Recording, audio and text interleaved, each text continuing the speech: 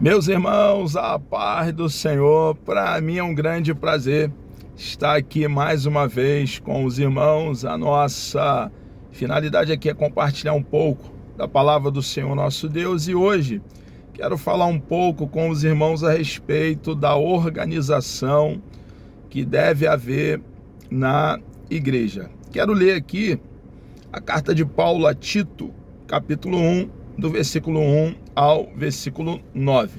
Nos diz assim o texto sagrado: Paulo, servo de Deus e apóstolo de Jesus Cristo, segundo a fé dos eleitos de Deus e o conhecimento da verdade, que é segundo a piedade, em esperança da vida eterna, a qual Deus, que não pode mentir, prometeu antes dos tempos dos séculos, mas a seu tempo manifestou a sua palavra pela pregação que me foi confiada, segundo o mandamento de Deus, nosso Salvador. A Tito, meu verdadeiro filho, segundo a fé comum, graça, misericórdia e paz da parte de Deus Pai e da do Senhor Jesus Cristo, nosso Salvador.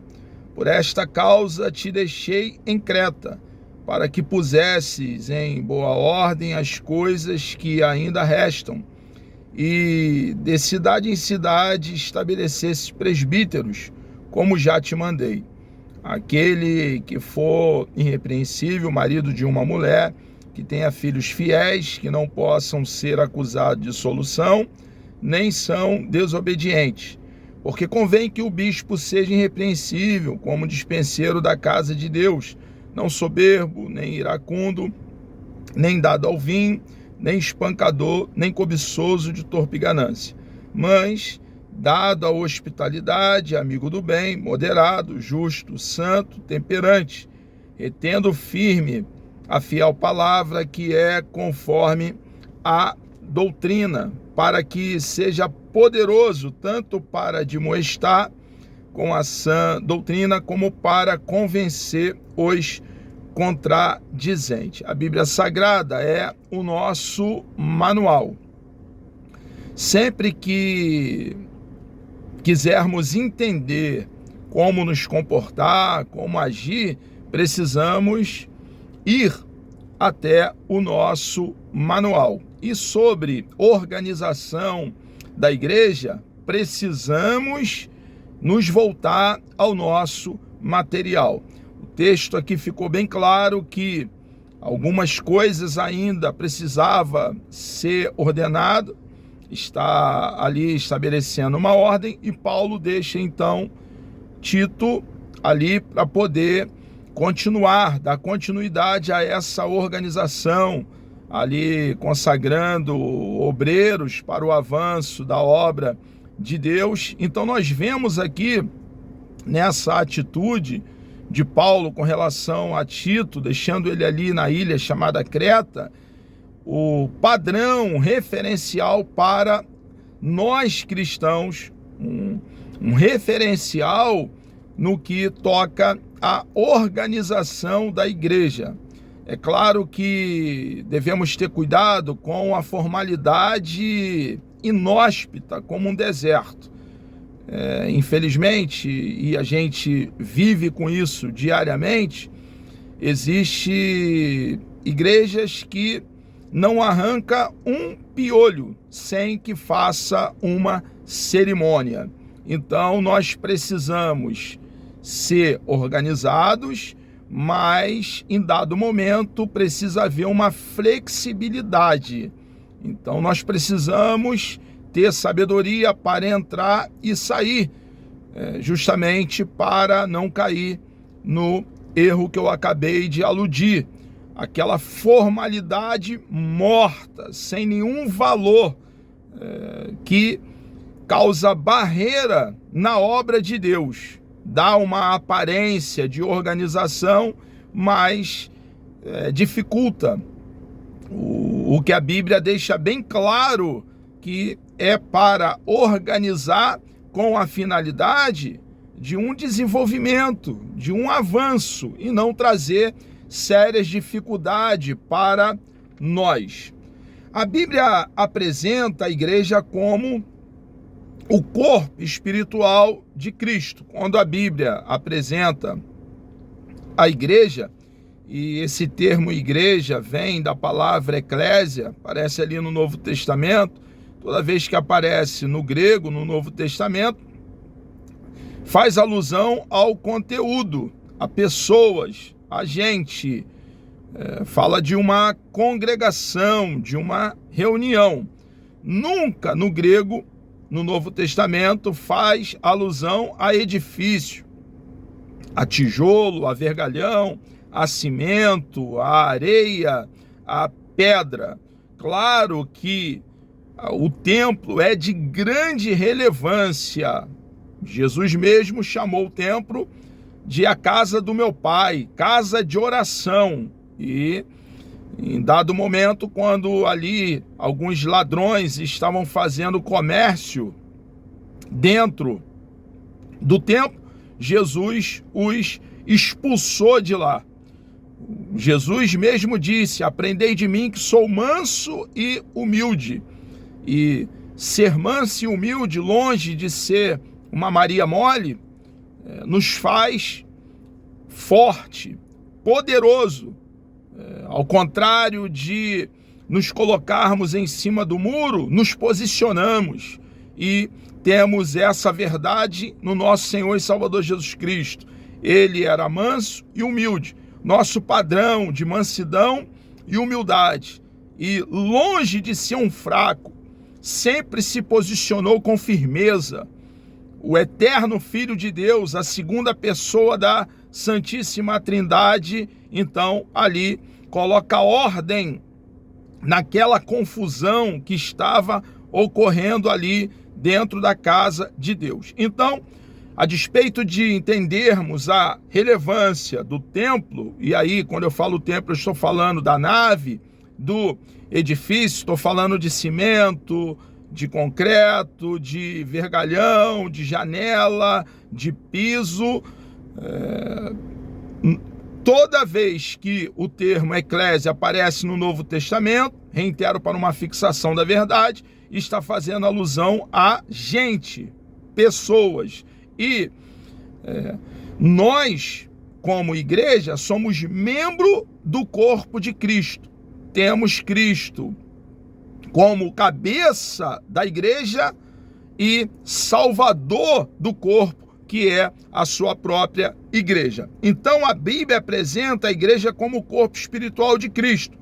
É um organismo vivo, é orgânico, com suas reuniões em torno do Senhor Jesus. As nossas reuniões são feitas em torno do nosso Senhor e Salvador Jesus Cristo. Jesus é o centro das nossas reuniões. Estamos ali porque entendemos o que Jesus fez por nós lá naquela pequena colina chamada Gólgota. E estamos ali reunidos semanalmente com o coração grato, saturado de amor, porque grande foi a obra realizada pelo nosso Senhor e Salvador Jesus Cristo, por cada um de nós que cremos nele de todo o coração. Então as nossas reuniões são em torno do Senhor Jesus e suas ordenanças. Tomamos conhecimento das suas ordenanças quando vamos ao rolo sagrado, quando vamos às sagradas letras, quando tomamos tempo para debruçar, não a galope, as carreiras, mas devagarzinho, com calma, peneirando, analisando a sua bendita e preciosa palavra. É a nossa bússola, nossa regra de fé e prática. Então, nós precisamos entender o querer de Deus no que concerne a organização da igreja e fazer da forma que o nosso Deus nos doutrina, da forma que o nosso Deus nos ensina, nos orienta. Por outro lado, a despeito de entendermos essa verdade do corpo místico do nosso Senhor e Salvador Jesus Cristo, a igreja é o corpo de Cristo, nós também temos uma organização congregação ou assembleia com a sua forma de governo. Então, nós não podemos abrir mão da ordem de que a coisa seja feita com equilíbrio, com sobriedade, com juízo, com racionalidade. É muito importante, porque nós vemos essa realidade dentro do nosso manual. E o assunto aqui que nós vamos tratar vai mostrar essa organização que é coisa nossa, irmão. O nosso Deus é um Deus organizado. Essa verdade está clara no primeiro livro da Bíblia. O livro precioso é o livro de Gênesis, irmãos. Um Deus de ordem ali na criação, um Deus distinto da sua criação, bem acima da sua criação, ao contrário da criação emanar de Deus, ser uma continuidade de Deus. Deus está distinto. Ali está Ele, pelo poder da sua palavra, criando, fazendo de tal modo que tudo é feito por Ele e satisfaz o que Ele planejou fazer, quando Ele diz, e era muito bom. Então nós vemos ali um Deus organizado, trazendo à luz a existência, e cada dia ali, pelo poder da sua palavra, criando. E no nosso Deus, irmãos, é o nosso referencial, é o nosso padrão. Devemos andar nas suas pisaduras, olhar para os feitos do nosso Deus e buscar nele, no Espírito de Deus que reside dentro de nós, que fez de nós casa, morada, tenda, tabernáculo, templo, santuário. Buscar então nele poder, unção para cumprir a vontade do nosso Deus. Pedir ao nosso Deus que unja o nosso cérebro, nos dê sabedoria para saber como proceder no tocante à organização da igreja. Tito e as igrejas na ilha de Creta. O apóstolo Paulo escreveu a Tito, estando ele em Nicópolis, na costa oeste da Grécia, ou mais provavelmente a caminho dessa região. Então, Paulo estava ali, nessa região, Nicópolis, e dali ele vai dar a Tito diretrizes. É um pastor orientando, dizendo como deve ser feito, e um pastor bem calcado, fundamentado, respaldado biblicamente, um pastor que toma tempo para entender o rolo sagrado, estudar os seus mais de 31 mil versículos e preocupado em ensinar, exercendo o papel pastoral, orientar, doutrinar, dar o norte ao obreiro. Então, Paulo ali, ele como um pastor, ele vai dizer o quê? Chega a chamar Tito de verdadeiro filho. Ele vai ali dar orientações para que Tito possa então colocar em prática. Está ali consagrando presbíteros, ungindo ali obreiro, para que a obra prossiga. Os obreiros são peças fundamentais dentro da obra de Deus. É necessário que o líder entenda o chamado de cada um, os dons que Deus tem dado a cada um, e dê condições para que esse obreiro desenvolva, dê condições que esse obreiro trabalhe. Nós, obreiros, estamos como um instrumento, um canal, um vaso de barro, atuar na obra de Deus, para o crescimento, a edificação do corpo. O pastor de Creta foi constituído pastor da ilha de Creta pelo apóstolo Paulo. Com que finalidade? Qual era o escopo? Colocar em ordem as coisas que restam. Sempre haverá necessidade de colocar em ordem o que resta, porque grande é a obra de Deus.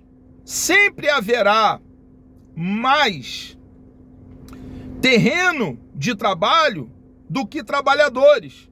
É necessário rogar ao Senhor da seara para que envie trabalhadores para a sua seara. Sempre haverá uma extensão vasta de seara para o trabalhador. E nós precisamos, nós que temos os trabalhadores dado por Deus, entender, tomar tempo para analisar as características de cada um dos obreiros e colocá-los em lugares-chave para desenvolver a contento, como o nosso Deus deseja que eles desenvolvam. Foi constituído pastor da ilha de Creta pelo apóstolo Paulo para colocar em ordem as coisas que restam e também para estabelecer presbítero de cidade em cidade. Os relatos de Atos omitem esse trecho do itinerário de Paulo. Ele passou por Creta durante a sua 4ª viagem, na condição de prisioneiro com destino a Roma, prisioneiro por pregar o evangelho, prisioneiro por anunciar as boas novas do reino, prisioneiro por não se curvar diante de César, prisioneiro por ser fiel a Cristo e cumprir a missão, a carreira que lhe estava proposta. Então ali, num local chamado Bons Portos, como está em Atos, capítulo 27, versículo 8. Pelo que parece, não foi nessa ocasião que ele deixou Tito em Creta, foi numa ocasião posterior. Mas, irmãos, Tito foi deixado em Creta para pôr em ordem. Reitero aqui essa verdade, salientando, ressaltando, para que fique bem claro para nós a grande necessidade de que obreiros sejam estabelecidos em lugares específicos para o bom andamento da obra de Deus. A institucionalidade bíblica da igreja, a organização eclesiástica que o apóstolo Paulo institui Tito, não se restringe a uma estruturação ministerial, estabelecer presbítero na cidade, de cidade em cidade, e instruir os líderes durante a sua carreira apostólica. O apóstolo já vinha fazendo, então, o que ocorre ali com Tito, naquela ocasião, Paulo já vinha fazendo anteriormente. Simplesmente ali surge uma necessidade e ele deixa então o obreiro Tito ali para desempenhar um papel. Quando nós estudamos o livro de Atos dos Apóstolos, lá está até concílio, nós observamos ali para o entendimento de algumas questões doutrinárias e vemos ali a instituição de diácono para o andamento da obra. Então, o Novo Testamento vai revelar a origem e o desenvolvimento desse governo. Não é algo só ali pontual, mas existe uma doutrina bíblica no percorrer do registro neotestamentário que vai deixando claro a importância de se estabelecer obreiro para o bom andamento da obra. O apóstolo menciona, por exemplo, os bispos e diáconos, Filipenses, capítulo 1, versículo 1. O contexto da epístola dá a entender que o relato e o relaxo e o descuido em que estavam as comunidades cristãs na ilha de Creta era reflexo da cultura da região. Isso está além de um problema meramente ministerial. Então, se chegamos em um local, como que nós, irmãos, devemos proceder? É o que a Bíblia nos ensina. Quando um obreiro é empossado em uma congregação, o obreiro não pode chegar ali querendo mudar tudo. Não, 1000 vezes não. O obreiro é empossado, o obreiro precisa chegar com tranquilidade, com calma, entendendo que o pastor anterior, aquele que estava ali trabalhando, ele não foi debalde, de forma inútil, que colocou cada líder no seu devido lugar. E precisa deixar como está por um tempo, até que, passado alguns meses e quem sabe até alguns anos, analisando e tendo uma orientação da parte de Deus, vai mexer nas peças. Há casos, por exemplo, de líderes, e é algo triste e até angustiante, de que a despeito de ter décadas dentro da igreja, chega numa congregação e põe para fora centenas e centenas de pessoas, dá um chute nos irmãos por justamente não ser bíblico, não ter essa flexibilidade, esse entendimento do apóstolo Paulo. Chegar num lugar e observar que algo está desorganizado, dá um tempo. Primeiro, chegar, se familiarizar com o rebanho, não chegar e tirando a liderança que ali está. É uma desonra para o pastor anterior, porque se nós chegamos e tiramos aqueles que ali estão, ou damos um soco em cima da mesa, quem não quiser põe a credencial aqui. Isso, irmãos, é postura de líder carnal e é carne de segunda. Nós devemos ter a mente de Cristo e, tendo a mente de Cristo, nós devemos ser bíblico. Então, há um problema, há uma desorganização, nós não podemos chegar metendo o pé na porta. Quem manda aqui sou eu. A igreja não é nossa, a igreja é de Cristo. Você e eu vamos morrer em breve. Esse tabernáculo corruptível será comido por vermes. Em 24 horas estaremos cheirando um cheiro insuportável. Estaremos em putrefação, em um estado podre. Nós somos um punhado de barro, partícula de terra seca. Nós vamos passar. E que legado nós vamos deixar? Quando lembrarem de nós, vão lembrar como aquele pastor que lançou centenas e centenas de ovelhas para fora da igreja? Ou seremos lembrados como um pastor bíblico que sabe entrar e sabe sair? Então, chegando num lugar, o apóstolo Paulo já havia ali mapeado, analisado, havia ali avaliado aquela região e entendeu a importância de Tito continuar o trabalho. E Tito ali, com muita maturidade, sabedoria, foi bem doutrinado para agir, agiu ali, colocando ordem ali, ungindo aqueles obreiros para que eles pudessem dar continuidade à obra de Deus. Então nós vemos aqui, irmãos, que temos no Novo Testamento alguns lampejos que nos mostram que aqueles irmãos se organizavam. A igreja ali dos primórdios, do primeiro século, era uma igreja que se organizava. E nós precisamos examinar o rolo sagrado, entender como eles agiam para poder agir igual. Havia ali, por exemplo, como houve no concílio, um debate no sentido de conversar, colocar à mesa o assunto para uma conversa, para terem uma doutrina. A Bíblia Sagrada tem um significado, é uma compreensão. Não é cada um pega e interpreta a sua maneira. A interpretação bíblica, o entendimento bíblico é o entendimento dado, pretendido pelo seu autor. São aproximadamente 40 escritores que foram inspirados pelo Espírito de Deus para registrar o que está registrado, mas o autor último é o próprio Deus, é o Espírito de Deus que norteou, guiou, livre de erro, porque o rolo sagrado é perfeito.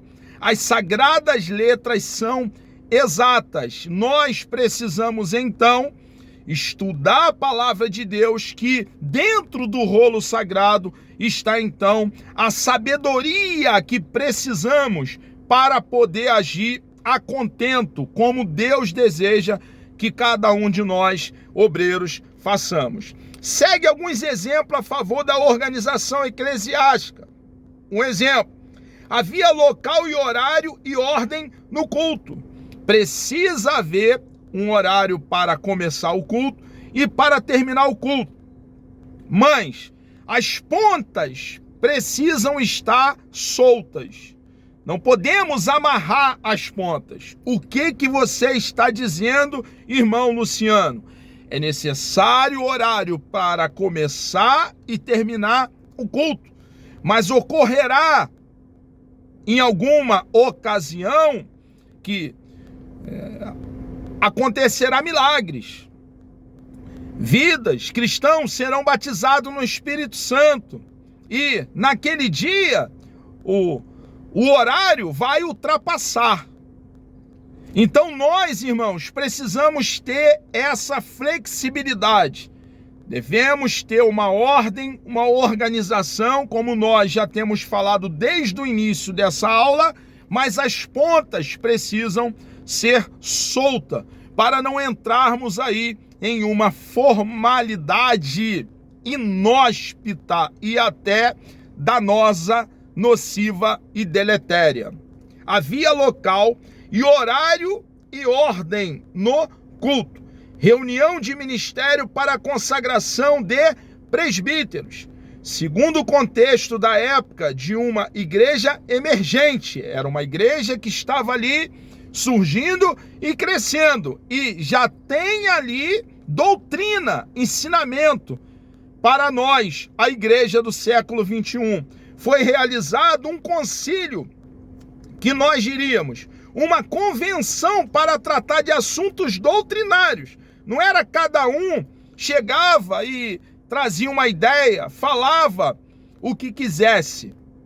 Não, mil vezes não. Deveria estar dentro dos padrões doutrinários estabelecido pela palavra de Deus. Olha, irmão, quanto ensinamento hoje nós temos na palavra do nosso Deus, visto que era dessa forma. Nós que estamos em um cenário que cada um traz uma ideia e todas as ideias, de forma bem relativizada, são aceitas. Como que nós devemos proceder? Porque foi realizado um concílio que nós diríamos, uma convenção para tratar de assunto doutrinário. As igrejas dispunham de serviços sociais para atender as famílias economicamente fragilizadas.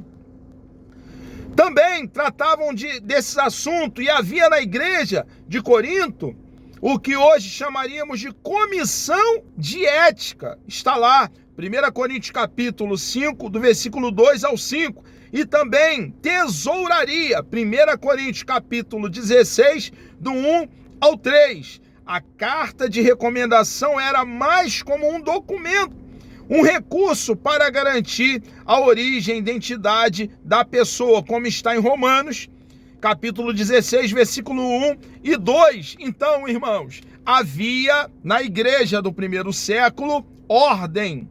Havia ali uma ética dentro da igreja, um padrão doutrinário. E nós devemos olhar para a igreja do primeiro século e fazer igual. É importante entender que a organização e organismo não são elementos excludentes em si mesmo. Como que Deus vai agir na desordem? Observe que Jesus estava para multiplicar alguns peixinhos e alguns pãezinhos. E o texto diz que aqueles que ali estavam famintos, porque já estavam muito tempo com o nosso Senhor, foram organizados ali. Primeiro eles sentaram, houve uma organização e depois da ordem, ali no texto, naquele episódio que eu estou aludindo, é que Jesus fez a multiplicação, fez o milagre e repartiu entre eles o alimento. Jesus, ele age dentro da ordem. Jesus, ele age quando nós, então, estamos de forma coerente, coadunada com a sua bendita e preciosa palavra. É importante entender que organização e organismo não são elementos excludentes em si mesmo. Pelo contrário, pois isso ajuda no arranjo entre muitos organismos individuais num sistema geral. A igreja é o povo de Deus no novo concerto. É uma comunidade internacional, uma congregação supranacional de estrangeiros e peregrinos. Seria humanamente impossível a igreja cumprir a sua agenda missionária, sua agenda evangelizadora, ensino da palavra e serviço social em nosso país e no mundo, sem uma estrutura organizacional. Organizar é necessário. Vamos orar? Deus amado, nós louvamos e engrandecemos o teu santo, bendito e precioso nome. Peço uma bênção especial sobre a vida de todos que estarão participando dessa aula. Obrigado, meu Deus, por essa grande oportunidade, por esse privilégio de, com temor no coração e arraigado e fundamentado no rolo sagrado, nas sagradas letras, ó Pai, falar do teu amor, da tua bondade e da tua verdade. Entregamos nossas vidas nas tuas mãos e oramos, agradecido, certo da vitória, em nome de Jesus.